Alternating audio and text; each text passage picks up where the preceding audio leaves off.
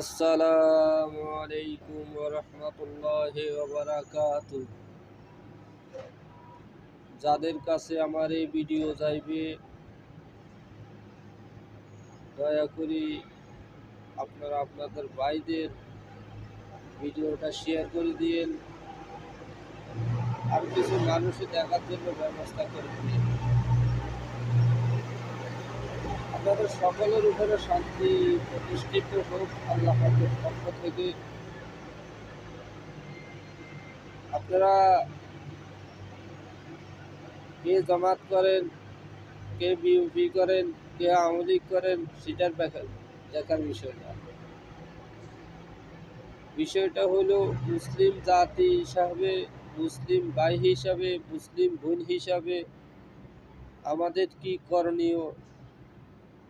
আমরা আজকে একটা কাজ করলে, যে কোনো একটা কাজ করি, ওই কাজটা করতে হলে চিন্তা ভাবনা করি, নিজেরা করি। তাই আপনাদের বিবেচনার উপরে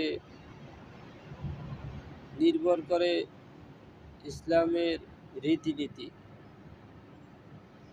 আপনারা যদি চান যে কোরআন হাদিস মোতাবেক আল্লাহ রসুল সাল্লাল্লাহু আলাইহি সাল্লামের হুকুম অনুযায়ী দিন ইসলাম চলুক, তাহলে মুসলিম ভাইরা আসুন সকলে একতা বদ্ধ হই।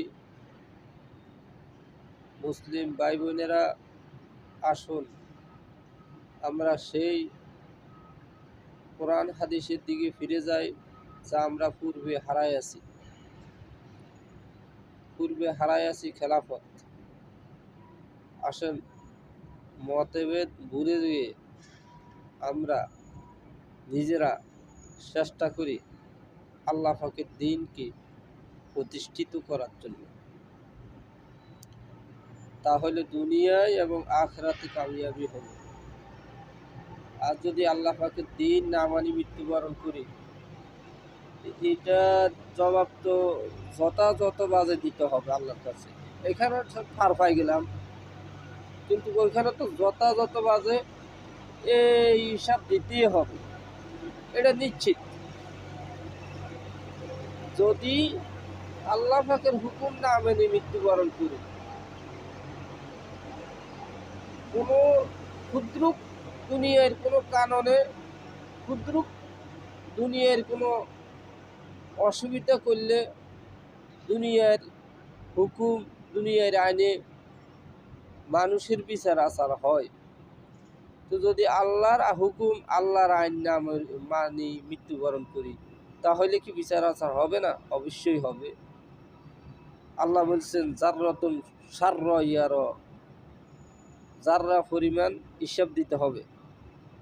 ইযা জুলজিলাতিল আরদু জিলজালাহা, আল্লাহ মেসেজ দিয়ে জানাচ্ছেন ওয়া আখরাজাতিল আরদু আথকালাহা ওয়া ক্বালাল ইনসানু মা লাহা ইয়াওমাইযিন তুহাদ্দিস আখবারাহা বিআন্না রাব্বাকা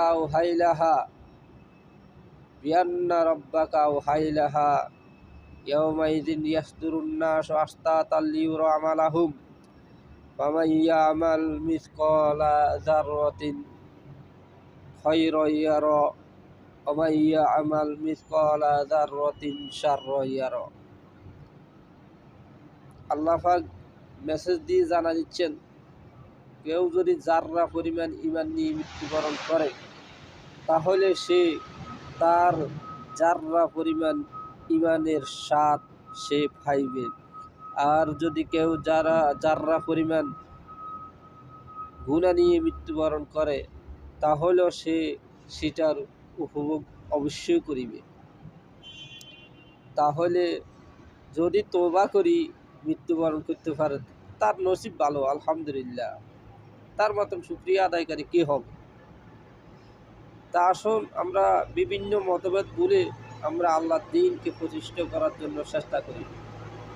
ওকে, আসসালামু আলাইকুম ওয়া রাহমাতুল্লাহ।